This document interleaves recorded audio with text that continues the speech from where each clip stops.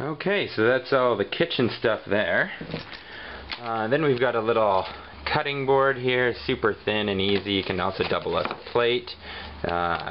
Takes up no space in the bag. And then we've got the cooking sets. This is everything that's in the kitchen set. We'll start off here with my burner. I've got a Snow Peaks burner. It's pretty handy, pretty small. I used to have I still use it, but a Canadian Tire $20 burner, much like this, but it's about 10 times as big, and it's made out of solid steel, and it weighs a ton. So I upgraded to this little guy. This goes on the Snow Peak canister, the Snow Peak Gaia Power it's called, and this is meant to burn at high altitudes and also can burn in the cold. Some of these tanks and fuels can't work in high altitude, and that's usually where I'm going, so it's a great thing to have. And then this just goes back into this little case here. So I'll throw that away. And then we've got the little pot handle. It just goes onto the pot like so, and pan. Pretty convenient, but it's a good thing to use something to grab it with, because it can get hot. That's the only downside of it. Then we've got a lid to our little insulated cup. They use this for coffee and soup and anything hot, really. Then this burner can go inside as well as the handle, and we just put the lid on top there. And then we've got a drinking cup as well as another bowl if you want. It also has measurements on the side there, and you can use that to measure rice or water or anything that you might have to measure up. That just slips inside there. Then we've got a bandana for doing dishes and drying anything. Also, I put it on the inside to protect the enamel of the pot. It's the MSR pot. It's really not too bad. You just have to be really careful with it and treat it nicely. Always keep it oiled. Don't use anything abrasive on it. We've got a lid to the pot. It also has a strainer there, which is great for pasta.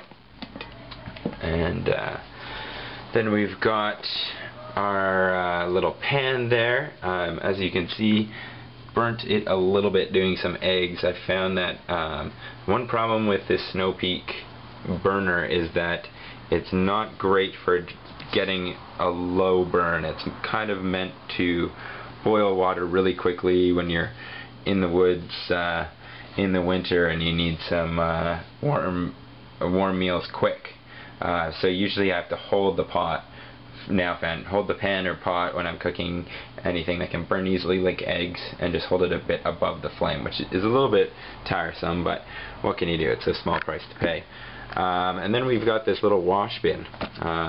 This keeps all of the stuff together, as well you can do your dishes inside of it. But like I said earlier, if you take good care of the pot and pan, you can usually just give it a quick wash with your hand and some soap.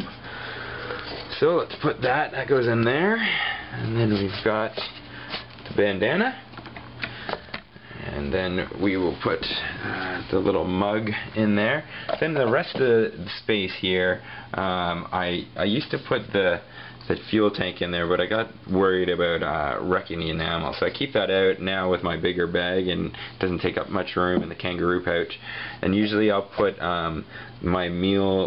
usually I have lunch on the go, and my dinner I keep in here, so that way if you're delayed getting to camp, you've got all your food right here ready to go, and you don't have to dig through the food bag to find it all. Then we've got, that goes on top there, and then the pot on top. So now let's strap this back up, and we'll move on to. It's all packed up. Now we've got this is a platypus booze bag, if you will. It fits a bottle of wine perfectly, or a 26er of alcohol.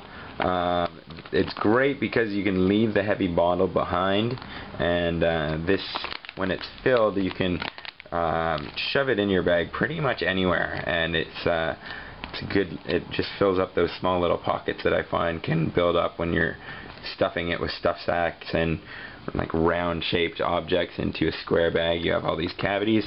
This is a nice cavity filler, so great thing to have. And next we've got the food bag. So I've got a little MAC clear dry bag. That's for one, the smell, and just in case it rains, the last thing you want is to get any oatmeal or anything like that wet, because then it's pretty much no good. So it's not, this is filled with various containers and a few camping supplies that I have on hand, but that's usually the size of the bag that I can get for a weekend by myself, and that's, you know, living pretty luxuriously.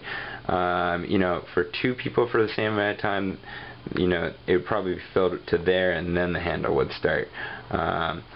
So you can get it pretty small, and you know, it all depends on the food you bring, and later on I'll do a video going through some different food ideas and how to make small, more lightweight meals instead of lugging up a whole bunch of heavy stuff and having a bag 6 times as big as this. So that's the food bag. Then we've got good old toilet paper. This is a small camping roll. It doesn't have the center cardboard, and it's just a lot smaller, same size as it. So I guess it's a little bit smaller than a regular roll, but that's all you really need for a trip. Then I've got 2 bandanas. Bandanas are great. I always keep one either around my neck or attached to my belt. It's just great for wiping sweat, using it as a towel or anything like that. Awesome to have a bandana. And also to keep the shade or the sun off your neck as well. It's also a great thing. Then I've just got an extra one just in case one of them gets really dirty, and it's super small and lightweight, doesn't take up much space. Next I've got my gaiters. These are from Mech. They were about 15 bucks. They go over your boot, kind of like that. And they're just great. They keep snow and water out of your boots and just really give you another layer of armor.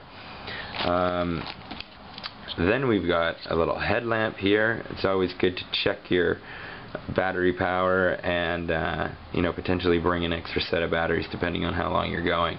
If I'm by myself, I usually don't use the headlamp too much, because usually you're going pretty tired at the end of the day and just head to bed. But, you know, in case you are up, it's good to have an extra set of batteries. Next, we've got the first aid kit and survival kit. Let's bring this over here. I've been working on this for a while, adding to it, taking things out, and this, I think, is around my final product. I'll probably change some things here and there over time, but let's see what's inside this bag.